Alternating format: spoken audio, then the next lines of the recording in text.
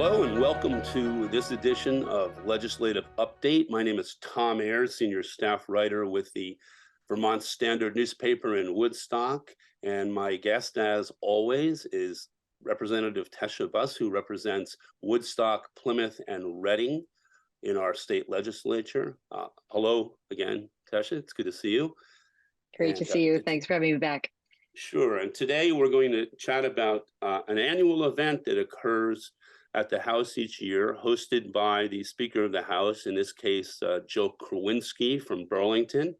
It's called the Speaker's Soiree, and it was held last week, as it is once every legislative session, to honor a legislative leader. In this case, it's former State Representative from Chittenden County, Bill Lippert. And Tesha was at the event last week where Bill was honored for being the prime mover behind both civil union and same-sex marriage legislation here in Vermont.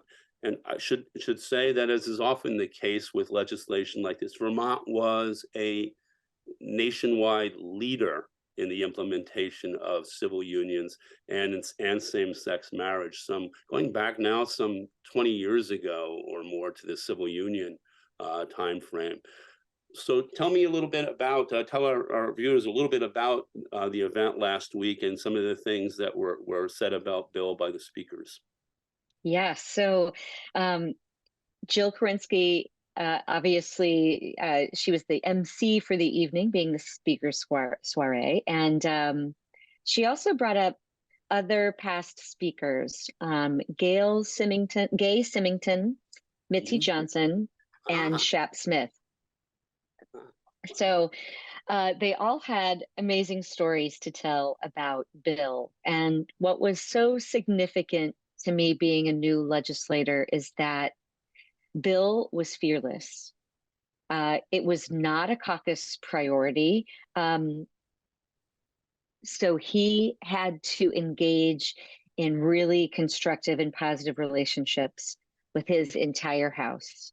So that meant tracking down and having a personalized conversation with 150 people on top of all of his legislative work to try to get this to be the focus and for everybody to understand. And there were people who voted yes and stood up in the House of Representatives and said, I realize that this may mean that I am not reelected, and that I will have plenty of constituents that will fight me on this and will not understand, but I have to vote yes.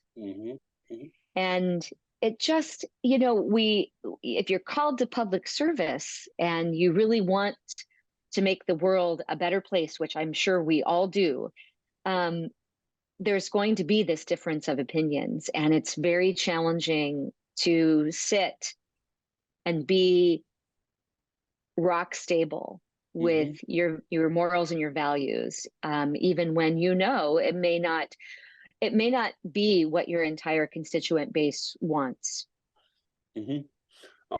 Orange County State Senator Mark McDonald was one of those people back in the day who lost his House seat for 2 years as a consequence of his vote on that. And a friend of mine Republican friend of mine from Chittenden County, Burlington, Kurt Wright,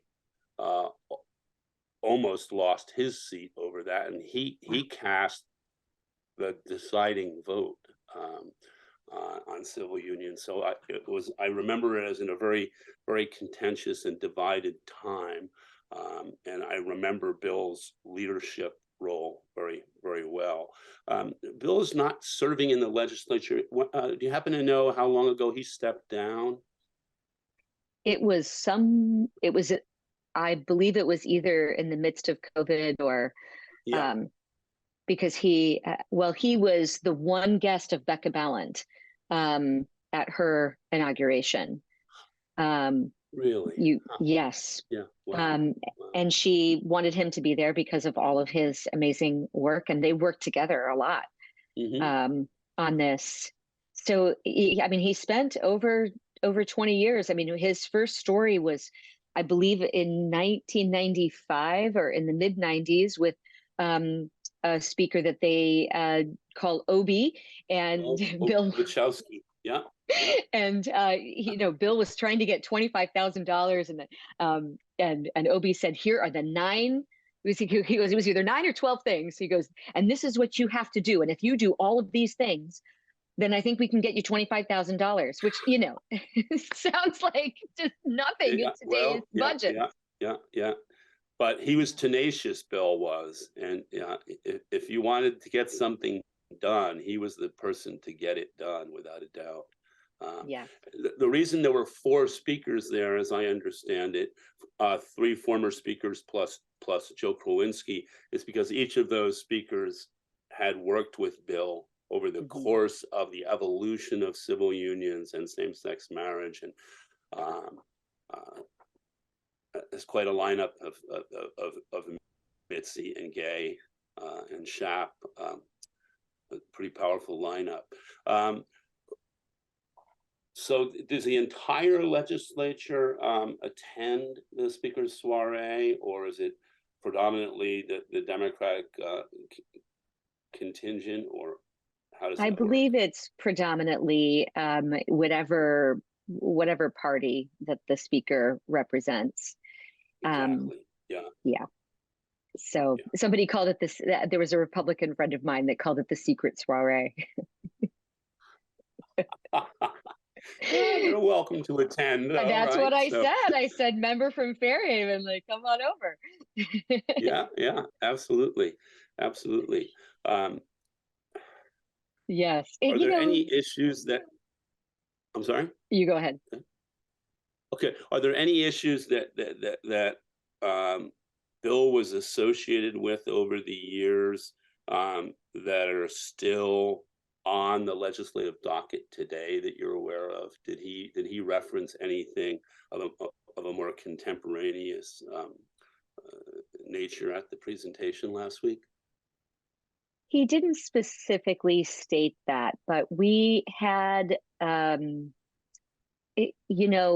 number of LGBTQ legislators that we currently have is higher than we've ever had before, and is certainly a leader in the nation.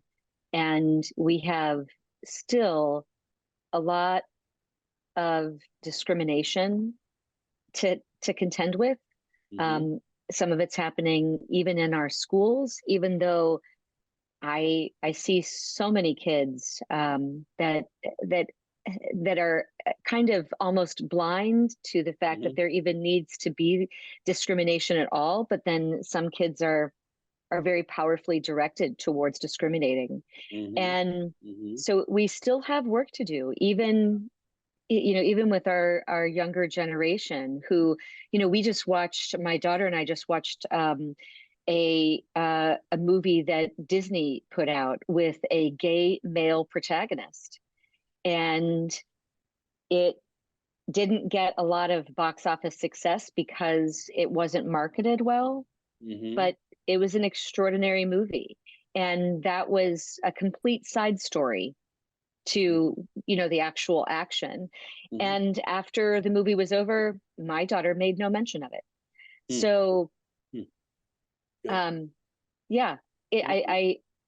there's just a lot of work to still be done, which is sad.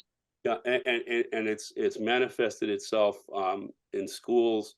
I live in Randolph, and it has been the whole issue of a trans student, trans girl here in Randolph on the volleyball team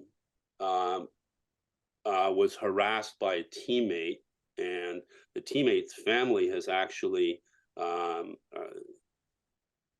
spoken out very assertively at school board meetings, has engaged an attorney claiming that the father was let go as a coach because of his advocacy for his daughter's opposition to this young woman being in the women's locker room, in the girls' locker room. It's really rent the community here.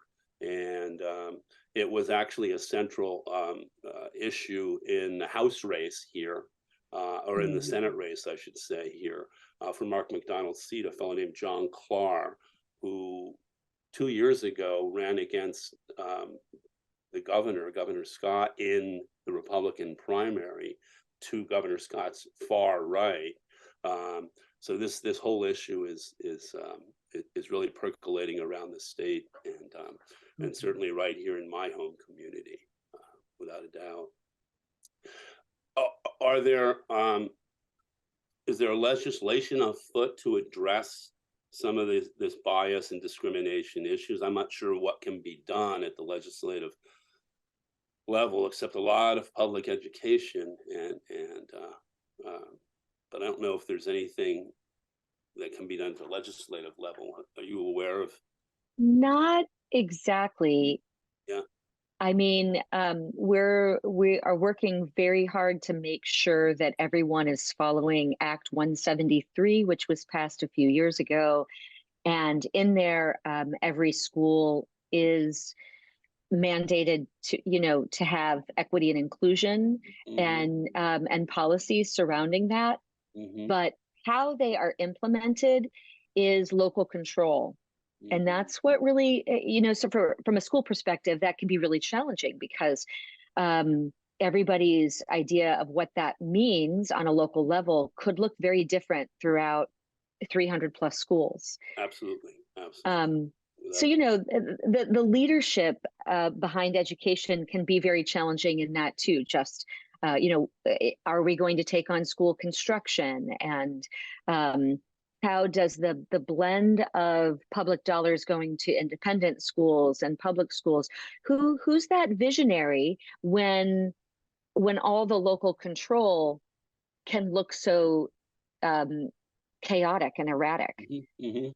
And that's my kind of greatest question sitting on the education committee is what is our role sometimes? It's bizarrely limited. Well, it's been a pleasure as always speaking with you and discussing Bill Lippert's ongoing legacy. Yes. And how some of that is still percolating through the issues that we're facing as Vermonters and as legislators today. And yes. Look forward to continuing the conversation in the coming weeks. Thanks Excellent. very much. This has been another edition of Legislative Update with myself, Tom Ayres from Vermont Standard, and Representative Tesha Buss from Woodstock.